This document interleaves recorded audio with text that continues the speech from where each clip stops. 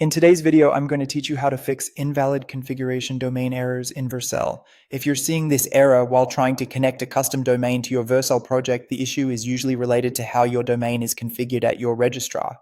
The good news is that this is normally a quick fix once you know where to look.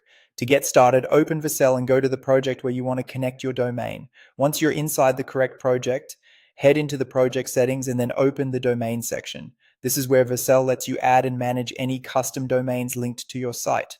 Next, type in your domain and click Add. Make sure you enter the exact domain you want to use. If the domain has not been configured the way Vercel expects, you may run into the invalid configuration message here, and that's completely fine because we're about to correct it.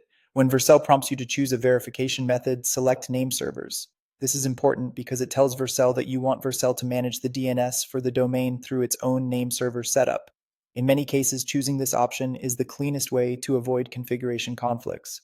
After that, log into your domain registrar. This could be a provider like GoDaddy, Namecheap, or any other service where you originally purchased your domain.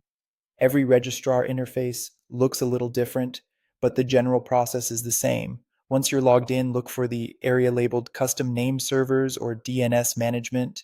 Depending on the registrar, this may also appear under Domain Settings, Advanced DNS, or Name Server Settings. Take a moment here to make sure you're editing the correct domain, especially if you manage more than one. Now, delete the existing name server entries and replace them with verceldns.com. This step updates your domain so that Vercel becomes the DNS provider for it. That change is what typically resolves the invalid configuration domain error.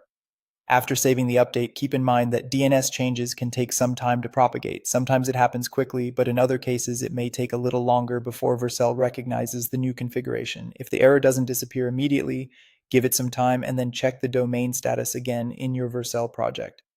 That's it. Once the name servers are updated correctly, your domain should verify properly and the invalid configuration error should be resolved.